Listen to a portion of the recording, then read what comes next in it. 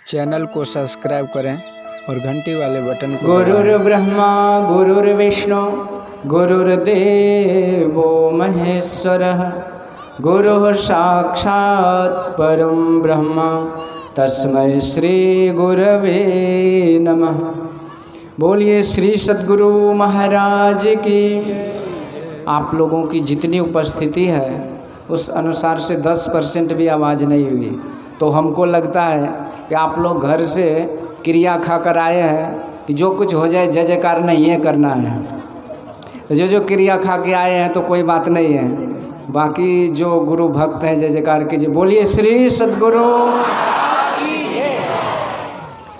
अनंत श्री विभूषित परमाराध्य संत सद्गुरु महाराज के पावन श्री चरणों में कोटि कोटि सा नमन। परम आदरणीय परम पूज्य गुरु से भी स्वामी भगीरथ बाबा जी महाराज के पावन चरणों में कोटि सा नमन। मंचासीन परम पूज्य स्वामी नरेशानंद जी महाराज, स्वामी संजय बाबा जी महाराज, परम आदरणीय धर्म प्रेमी सज्जनों, माताओं तथा बहनों, सबों को मेरा कोटि कोटि सा नमन। अभी हम लोग श्री रामचरितमानस का पाठ सुन रहे थे और पाठ सुनने का मतलब है कि हम लोग भगवान को मानते हैं। जैसे गुरु महाराज की वाणी सुनने का मतलब है कि गुरु महाराज को मानते हैं, और गुरु महाराज को मानने का मतलब है कि कुप्पा घाट को मानते हैं। तो भगवान को मानने का मतलब है कि भगवान के अयोध्यापुरी को मानते हैं। और अभी जो आप लोगों ने बड़ी सुंदर व्याख्या सुनी थी, कौन से क्या तो वो नहीं बोल सकता हूँ, पर उनको एक नज़र झांक करके देखना चाहिए कि लाखों आदमियों का गर्दन उतारा गया उस मंदिर के नाम पर। अब भगवान के मंदिर को मैं मिट्टी में मिला दिया, क्या दोष था इस बेचारे हिंदुओं का? क्या दोष था? उस गुरु गोविंद सिंह जी महाराज के पुत्रों का छोटा छोटा बच्चा था, 5 साल 7 साल का था, जोरावर सिंह, अजीत सिंह, और उसको दीवार में चुनवा दिया गया। कहते तुम या तो इस्लाम कबूल करो या सर कलम कर लिया जाएगा। इन्होंने कहा था कि जो बोले सो निहाल, सत श्री अकाल पर स्वीकार नहीं किए, अपने सनातन धर्म पर अडिग रहे थे। और उन लोगों ने, आताताइयों ने उस छोटे छोटे बच्चे के चारों तरफ से ईंट जोड़ना चालू कर दिया। ईंट जोड़ते जोड़ते जब गला आँख तक आ गया तो छोटा भाई जो थे गुरु गोविंद सिंह जी का, तो बड़ा जो बच्चा था वो रोने लगा। तो गुरु गोविंद सिंह जी महाराज कहते, बेटा ये तुम रो क्यों रहे हो? तुम स्वीकार कर लो इस्लाम और ये लोग तो छोड़ देंगे तुम्हें। बात शर्त तो यही है कि इस्लाम स्वीकार कर लो, नहीं तो कत्लेआम करूँगा। तो तुम स्वीकार कर लो, मरने से डरते क्यों हो? डरते हो तो रो क्यों रहे हो? तो बड़ा बेटा कहते, पिताजी मैं इसलिए नहीं रो रहा हूँ कि मुझे दीवार में चुनवाया जा रहा है, मैं इसलिए रो रहा हूँ कि मुझसे छोटा मेरा छोटा भाई, जिन्होंने दुनिया नहीं देखा और मुझसे पहले वो मर रहे हैं, तो उसी के लिए मैं रो रहा हूँ। तो उसी समय गुरु गोविंद सिंह जी ने शाबाशी दी थी कि बेटा सावस सावस, तुमने हमारे पगड़ी की लाज बचा ली। बोलिए श्री सद्गुरु। तो ये है हमारी सनातन संस्कृति, इसको जो गहराई से अध्ययन कर लिया वो इधर उधर नहीं भटकता है। हमारे पास इतने शास्त्र पुराण है कि पढ़ते पढ़ते 100 जन्म बीत जाएगा, अंत नहीं होगा। तो उदाहरण की कमी थोड़ी है, लेकिन वाहवाही लेने के लिए क्या उदाहरण देते, जरा सोचिए। जरा एक कौन सा जगह भाई, मथुरापुरी तो है, पर आप लोगों ने कभी मथुरा गया है? मथुरा में देखिए 700 साल हम लोगों को गुलाम रखा। तो गुलामी तो ठीक है, पर भगवान से क्या दुश्मनी थी तुम्हारी? मथुरा में भगवान का जन्म भूमि था, तोड़ ताड़ करके क्या बना है देख लीजिए। तो कहने का क्या मतलब है कि एक तरफा प्रेम होता है क्या? एक तरफ गर्दन उतारो और दूसरी तरफ तुम प्रेम प्यार करो। इसलिए कबीर साहब कहते हमें तो कोई दुश्मनी नहीं है। कबीरा खरा बाजार में मांगे सबकी खैर, ना काहों से दोस्ती ना काहों से बैर। हम किसी की विरोध नहीं करते, किसी की शिकायत नहीं करते, हम अपने आप में संपन्न हैं। इसलिए you must know the what is the greatness of your own religion and minus that knowledge, that is the reason you accept the other religion and other tradition and you say that is the greater than our religion. कहते अपने धर्म संस्कृति के ज्ञान के अभाव में हम ऐसे दूसरे का गुण गाते हैं, परंतु यदि हम कहते हैं कि हमारी संस्कृति सनातन धर्म है, तो सनातन का अर्थ क्या होता है? सनातन का अर्थ होता है जो सबसे पहले का है, जिसके पहले का कुछ नहीं है तो उसके पहले का कुछ नहीं, तो सब कुछ तो इसी में है।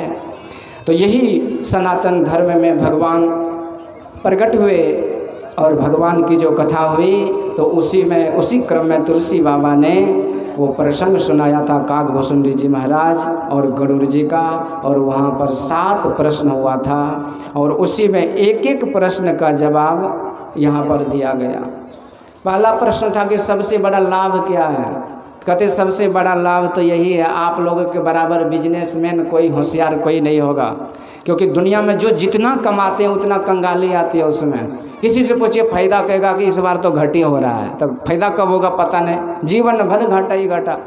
पर माँ पार्वती से भगवान कहते गिरिजा संत समागम शमन लाभ कछुआन, तो ये संतों का समागम, इससे बड़ा कोई लाभ दुनिया में नहीं है। तो ये सबसे बड़ा लाभ है। नहीं दरिद्र सम दुख जग माहे, दरिद्री के समान कोई दुख नहीं है। तो दरिद्री कोई गरीब आदमी दरिद्र नहीं होता, अमीर भी दरिद्र होता है। दरिद्री की परिभाषा है तृष्णा, कोवा दरिद्रो यस्य विशाल तृष्णा। दरिद्र वही व्यक्ति है जिसके अंदर में तृष्णा है, चाहना है। यही चाहना को कहते संतोष को बुला लो और ये दरिद्री को भगा दो। तो जब आवे संतोष धन सब धन धूलि समान, नहीं तो दुनिया में कितना हो जाए कुछ भी नहीं होने का है।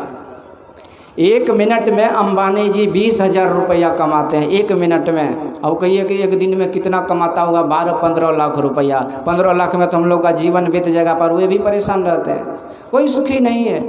एक बार एक दरिद्र आदमी आया था राजा के पास, कहते हमको धन दो। कहते कितना भाई? कहते मुझे बहुत ज़मीन चाहिए, मैं ज़मींदार अमीर बनना चाहता हूँ। तो राजा ने कहा ठीक है, तुम सुबह सूर्योदय के समय दौड़ लगाओ और सूर्यास्त के समय उसी जगह पे पहुँच जाओ, और जितनी ज़मीन तुम नाप लोगे मैं वचन देता हूँ कि वो सारी ज़मीन तुम्हारे नाम कर दूँगा। और वो उसकी खुशी का क्या ठिकाना, वो सवेरा हुआ कि बस दौड़ लगाना चालू किए। अब मन ही मन अपने आप को कह रहे हैं बेटा आज दौड़ ले, फिर जीवन भर के लिए राज करोगे। दौड़ रहा है, दौड़ते दौड़ते संध्या की बेला हुई, उस जगह पे तो आ गया, पर आते ही धड़ाम से धरती पे गिर गया। कहते अरे भाई जगो उठो, देखो कितने ज़मीन को तूने नाप लिया। उन्होंने कहा मैंने कुछ नहीं नाप पाया, अब तो मैं दुनिया से जा रहा हूँ।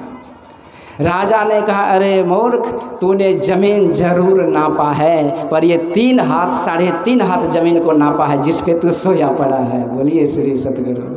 बाकी तो तूने फालतू में दौड़ते दौड़ते खपा दिया। इसलिए कहते यही संतोष जब हमारे जीवन में आता है तो हम सुखी हो जाते हैं। और इसी तरह कहते सबसे बड़ा पुण्य क्या है, सबसे बड़ा पाप क्या है? तो परम धर्म श्रुति विदित अहिंसा। अभी पूज्य संजय बाबा से सुन रहे थे, करने के लिए तो बहुत करते हैं, कहता पर करता नहीं मुख का बड़ा लबार, आखिर धक्का खाएगा साहब के दरबार। करने के लिए बड़े बड़े नेम टेम करते पर हलाल होती है। अब उसकी बात में नहीं की, अरे दूसरे की निंदा क्या करना, अपने घर में भी तो दोष है। अब देखिए कि दुर्गा पूजा होती है, माँ दुर्गा के 9 रूप में पूजा तो करते हैं, हर हर दुर्गे हर हर दुर्गे। जैसे पूजा खत्म हुआ हर हर मुर्गे हर हर मुर्गे। इसी भी चर्चा वाली गुरु भाई बहन से पूछिए तो सीताराम राधे श्याम मुर्गा मछली सुबह शाम, लो ये तो इसमें भी है। तो परम धर्म श्रुति विदित अहिंसा, सबसे बड़ा धर्म है अहिंसा। मतलब कि दूसरों को दुख देना छोड़ दीजिए, और आपको शर्त यही है कि कभी जीवन में दुख नहीं आएगा। तो 4 वेद 6 शास्त्र में बात मिली है दो, सुख देवे सुख होत है, दुख देवे दुख होए। तो आपको सुख चाहिए, सुख देते रहिए। आपको पैसा चाहिए, पैसा बैंक में जमा कीजिए, पैसा मिलेगा। यही बात है, दूसरे को सुख दीजिए, सुख मिलेगा। इसी तरह प्रश्न आता है कि सबसे दुर्लभ कौन सा शरीर है? यही काकभूषुंडी जी महाराज कहते हैं कि हम क्या बताएं, भगवान से पूछो, क्योंकि शरीर तो उन्होंने ही बनाया। भगवान कहते मम माया संभव संसारा, जीव चराचर विविध प्रकारा, सब मम प्रिय सब मम उपजाए। सबको मैंने बनाया, पर सबते अधिक मनुज महे भाए। सबसे अच्छा मुझे मनुष्य। तो किसी ने पूछा कि पर वो मनुष्य ही अच्छा क्यों है? तो कहते देखो, साधन धाम मोक्ष कर द्वारा, अपाय न जेहि परलोक समारा।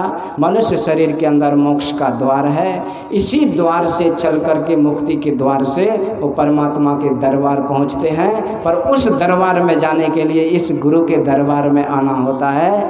तो दरबार में सच्चे संत सदगुरु के दुख दर्द मिटाए जाते हैं और दुनिया के सताए लोग यहाँ सीने से लगाए जाते हैं। बहुत से गम है इस छोटे से संसार में, स्वागत है आपका इस गुरु के दरबार में। तो इस दरबार से उस परमात्मा के दरबार की यात्रा होती है। और उस यात्रा के लिए देखिए, नाव को, नदी को पार करने के लिए आपको नाव मिल जाए इतना काफ़ी नहीं है, नाविक चाहिए, वो भी कुशल चाहिए। तो कर्णधार सदगुरु दृढ़ नावा, सदगुरु मल्लाह। और ऐसे संत सदगुरु के शरण में जो अनन्य भाव भक्ति के साथ सेवा करते वर्षों बिता दिए, तो ज्ञान ध्यान से पूर्ण भक्ति में लव सराबोर ऐसे तप तपस्वी योगी यति सन्यासी, जैसे राजा भगीरथ ने कठोर तप करके माँ गंगा को धराधाम पर प्रकट की और अपने पूर्वजों का उद्धार किया था, ऐसे ज्ञान गंगा को गुरु सेवा की तपस्या करके उस ज्ञान गंगा को हम लोगों के लिए, साधारण लोगों के लिए सुलभ किया। उसी ज्ञान गंगा में हम अवगाहन करेंगे और ऐसे पूज्य गुरु सेवी जी महाराज के शरण ग्रहण करेंगे। तो निश्चित रूप से इस गुरु के दरबार से परमात्मा के दरबार की यात्रा होगी और हमारे शरीर पाने की सार्थकता हो जाएगी। इसी में इन्हीं शब्दों के साथ बोलिए श्री सद्गुरु महाराज की जय, श्री सद्गुरु महाराज की जय। आप लोग सनातन जी महाराज से अमूल्य